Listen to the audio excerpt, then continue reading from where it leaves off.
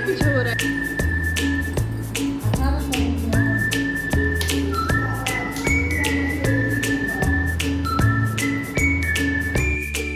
Hello नमस्कार everyone, Radhe Radhe आप सभी को। आज के ब्लॉग की शुरुआत सुबह से हुई है, इसलिए सुप्रभात नमस्कार जी। उम्मीद करती हूँ आप सब बहुत अच्छे होंगे और मेरे ब्लॉग्स डेली देखते होंगे। अगर नहीं देख रहे हैं तो अब से चालू कर दीजिए, क्योंकि इतने इंटरेस्टिंग ब्लॉग्स आपको कहीं नहीं मिलेंगे। और यहाँ होती है रियलिटी, जिससे आपको बहुत कम मुलाकात होगी यूट्यूब पे, क्योंकि हर कोई बहुत फेक हो चुका है। तो आज हमारा टाइम था गोल्ड शॉपिंग का, मतलब हमने सोचा कुछ बाबू के लिए शॉपिंग की जाए। उसकी नानी की बहुत इच्छा थी कि कुछ तो गोल्ड मैं बाबू को दूंगी, भले ही थोड़ा टाइम लेट लगे, क्योंकि आजकल गोल्ड का प्राइस तो आप सब देख ही रहे हो, कहने का नहीं है। मतलब सोच बनने में भी अभी डर लग रहा है कि गोल्ड लेना है या नहीं लेना है। और मेरी मम्मी की तबीयत का आप सबको पता ही है कि पैसे पे ही चलना है, तो इसलिए बहुत सोचना पड़ता है। लेकिन फिर भी मम्मी ने जिद की है और मैं भी बहुत दिनों से मना करते करते इस बार हार मान गई हूँ, और बाबू के लिए हमने की है गोल्ड की शॉपिंग। और एक कंटेंट क्रिएटर का स्ट्रगल देखा आपने? अभी मेरा फोन धड़ाम से गिरा है और मैंने उठा के उसे ठीक से लगाया है। भैया इतने फोन फूटते हैं ना इस क्रिएशन में कि मतलब पूछो ही मत। लेकिन कोई भी इसके लिए एक भी लाइक शेयर सब्सक्राइब तक नहीं करता, और लोगों को पता तक नहीं चलता कि इसके पीछे कितनी मेहनत लगती है। खैर ये सब बातें तो होती ही रहेंगी। तो आज करते हैं शॉपिंग। तो मैं आपको दिखाती हूँ कि हमने क्या लिया है। एक्चुअली बाबू के लिए एक चेन लेनी थी गोल्ड की। मेरी मम्मी की बहुत इच्छा थी कि मैं बाबू को वो गिफ्ट करूँ। वैसे तो सिल्वर का उन्होंने बहुत कुछ, चांदी का ग्लास, कटोरी, चम्मच, यहाँ तक की कमरबंद और चांदी के चैन तक उन्होंने गिफ्ट की है। और अभी अभी उसके लिए एक और बहुत बड़ा सरप्राइज आ गया। फिलहाल तो बाबू बैठ के अपनी मालिश करा रहा था, क्योंकि चैन पहनने के बाद उसके अंदर आ गई थी बहुत भारी सी अकड़। तो हमारी मालिश वाली आई और वो बैठ गए जनाब अपने पैर की मालिश कराने के लिए। अब इतनी दौड़ भाग करते हैं तो मालिश कराना तो बनता है ना। लेकिन मुझे एक्सपेक्टेड नहीं था कि बाबू भी मालिश कराने बैठ जाएगा। वो फटाक से आया और बैठ गया। भाई उसके पैरों में दर्द हो रहा था, हम भी समझ गए, क्योंकि वैसे तो बच्चे मालिश कराने के लिए बैठेंगे नहीं। और कई दिनों से वो हमें देख रहा था कि जब भी ये आंटी आती है मम्मी इनसे अपने पैरों की मालिश कराती हैं, तो इसलिए वो भी बैठ गए। खैर जैसे ही मालिश करा के उठे हैं, कपड़े पहने हैं, तब तक आ गए हैं इनके नाना इनके लिए लेके एक बहुत प्यारा सा गिफ्ट। मतलब आज बाबू ने कम से कम 1 लाख तक का खर्चा तो करा ही दिया अपने नाना का। क्रिशु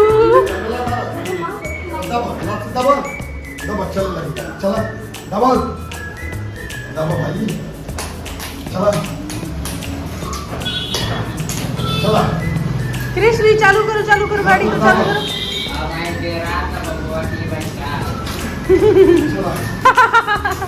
चालू करो, हाथ पकड़ो इसमें पकड़ लो।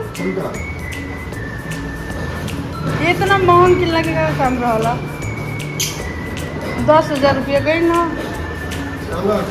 बाबू इधर देखो, दबाओ, इधर देखो। अरे क्या दबा रहे हो जी? बहुत ना दबाओ। कैसे गाड़ी आगे पीछे हो रहा है जी?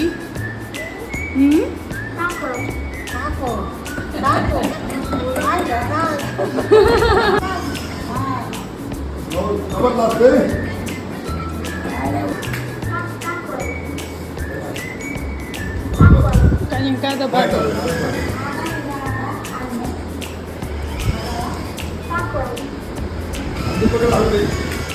हैंडल पकड़ लो, हैंडल।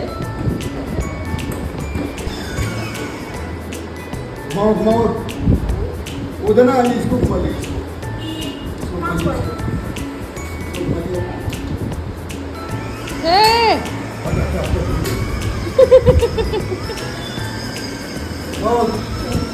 तो इन जनाब को खुश करके नेक्स्ट डे मॉर्निंग ही मम्मी पापा और बाबू तीनों लोग चले गए थे बनारस के लिए। बाबू यानी मेरा भाई और मैं और मेरा बेटा, हम दोनों ही रह गए थे घर पे अकेले। तो मैंने सुबह सुबह स्नान करके सबसे पहले किए घर में पूजा पाठ, और एज सच ना बहुत ज्यादा शूट कुछ भी नहीं किया है, बस थोड़े बहुत जो घर पे पार्सल आए हैं वही सब शूट किया है। लेकिन सबसे पहले मैं आपको दिखाती हूँ भगवान जी को। तो चलिए आप सब भी भगवान जी के दर्शन कर लीजिए और प्यारे प्यारे से अच्छे से आशीर्वाद ले लीजिए।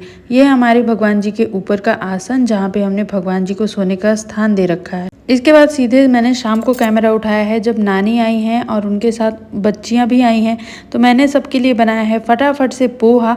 और ये छोटी वाली जो कटोरी आपको दिख रही है ना चाय के गिलास के ऊपर, ये है मेरे बेटे की कटोरी। उसी में ये खाता है और उसी में पीता है क्योंकि उतना ही उसको दिया जाता है। तो फटाफट से सबको कराया है नाश्ता और यही हो गया था मेरा डिनर। इन सब का तो ये नाश्ता था लेकिन मेरे लिए यही डिनर कंप्लीट हो गया। और मैंने पी है 1 गिलास दूध और नानी मेरे साथ ही सोई थी आज। उसके बाद सीधे नेक्स्ट डे मॉर्निंग में उठी हूँ और आपको दिया है मैंने ये वाले पोहे की फटाफट वाली रेसिपी, क्योंकि ये पोहा इतना खिला खिला इतना टेस्टी बनता है ना कि आप सब भी अगर एक बार बनाओगे तो बार बार खाने का मन करे। जैसे मैंने पिछली रात ही बनाया था लेकिन मैंने उठते उठते सुबह सुबह फिर से बना लिया अपने लिए वही टेस्टी सा पोहा। और बच्चे आ गए थे तो बाबू उन लोगों के साथ मस्त था, तब तक मैंने ये पोहे की रेसिपी भी आप लोगों को शूट करके दे दी है।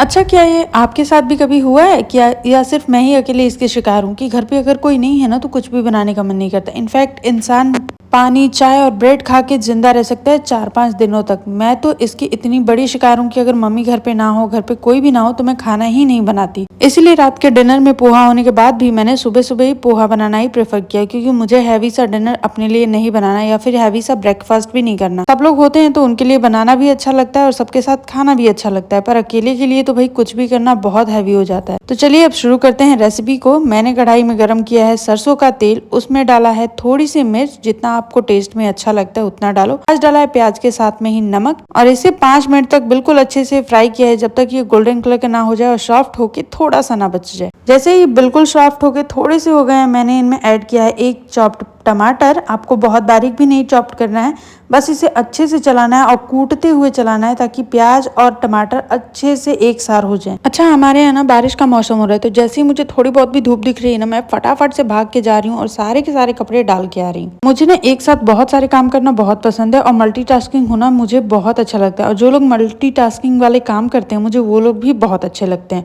इनफैक्ट धीरे धीरे काम करने वाले लोगों से मुझे सख्त नफरत है। अभी मैं फटाफट से कपड़े डाल के आई हूँ और पोहे में ऐड किया थोड़े से बेसिक वाले मसाले, हल्दी, जीरा पाउडर, जो भी आपके पास अवेलेबल हो वो आप डाल लो।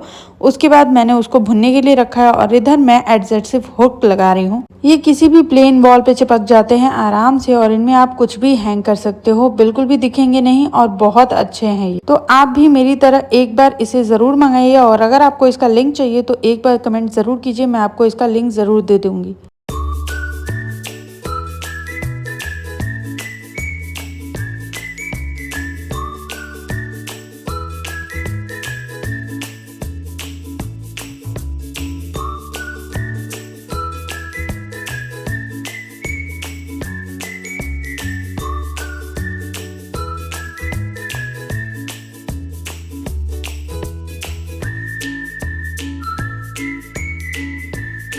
मैंने एक साइड बैठा दी थी अपने लिए चाय, वो भी गर्मा गर्म वाली। और हाँ, मेरे पोहे में ना बहुत सारी मूंगफली जरूर जाती है, तो आप लोगों के पास है तो डालिए, नहीं है तो मुझे बिल्कुल मत बुलाना खाने के लिए, क्योंकि बिना मूंगफली के मैं नहीं खाने वाली।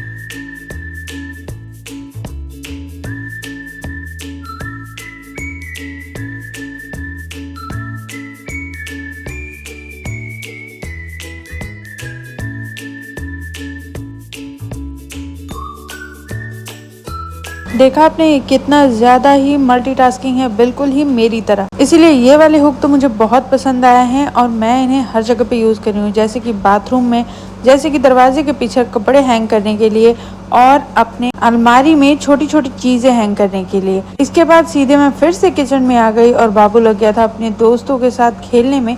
तो मैंने सोचा मैं भी क्यों ना एंजॉय करूं इन सबके साथ, क्योंकि ये दिन तो वापस आने नहीं वाले। तो बस फिर क्या था, मैं भी लग गई इन सबके साथ में मटर गश्ती करने के लिए और हम सब ने चलाई है बाबू वाली जीप मिलके एक साथ। अच्छा, जब घर पे कोई नहीं होता ना, मतलब मम्मी तो मैक्सिमम अपनी दवा के लिए बनारस जाती ही रहती है हर हफ्ते में, या फिर ये कहूँ कि महीने में 4 से 5 दिन के लिए, तो बिल्कुल भी झूठ नहीं होता। तो मैं कहूँगी कि जब घर पे कोई नहीं रहता ना, तो मैं मैक्सिमम टाइम ये प्रेफर करती हूँ कि मैं बहुत ज़्यादा डीप वाली क्लीनिंग करती रहूँ।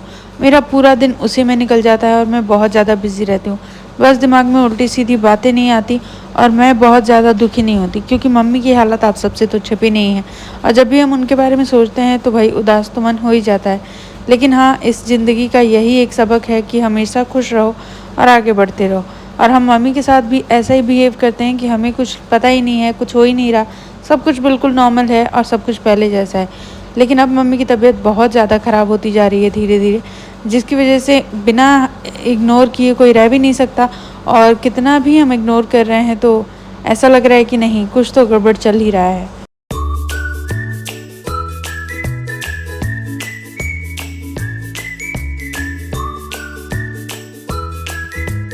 दुनिया इतनी आगे बढ़ गई है, लेकिन आज भी कुछ ऐसी चीज़ें हैं जो लाइलाज हैं और उनका कभी इलाज मिल ही नहीं पाया। बहुत सारे लोग ठीक हो जाते हैं और बहुत सारे लोग बिल्कुल भी ठीक हो जाते हैं। लेकिन हाँ, इन सब के पीछे जो मेन चीज़ लगती है वो है पैसा। और आज के ज़माने में हर चीज़ पैसे पे ही बिकती है। मैं ये कहूँगी कि जिनके पास पैसा नहीं है वो सिर्फ जीते रहते हैं दवाइयों के भरोसे। और हमारे केस में भी हम यही कर रहे हैं, क्योंकि हमें अब तक वो मेन सोर्स नहीं मिला है जिससे हम मम्मी को परमानेंटली ठीक कर सकें। खैर, आप सबकी दुआएं साथ हैं तो सब कुछ हो जाएगा और सब कुछ बहुत अच्छे से होगा। बस भगवान से यही आशीर्वाद चाहिए और आप सबसे भी। रुको ना कृष्णा, रुको रुको रुको रुको। ये इतना फ्रेंडली है कि मेरा बच्चा इसके साथ कब से खेल रहा है, मुझे कोई चिंता नहीं है, क्योंकि इसमें कोई मिरर नहीं है जिसे टूटने फूटने का डर हो। और काफ़ी अच्छा साइज़ आया है सच में गाइस। 2 ठे आया है, एक मैं लेके जाऊंगी, एक मम्मी के रूम में लगा दूंगी, मतलब मम्मी के किचन में, और एक मैं अपने किचन के लिए लेके जाऊंगी। परफेक्ट साइज़ है, परफेक्ट चीज़ है। आप लोग एक बार इसे ज़रूर लगाइएगा अपने किचन में, क्योंकि कहते हैं माता अन्नपूर्णा की फ़ोटो शिव जी को अन्न देते हुए ज़रूर होनी चाहिए किचन में। तो और देख रहे हो आप, कब से मेरा बेटा पटक रहा है लेकिन कुछ असर नहीं हो रहा। तो बहुत अच्छी चीज़ है।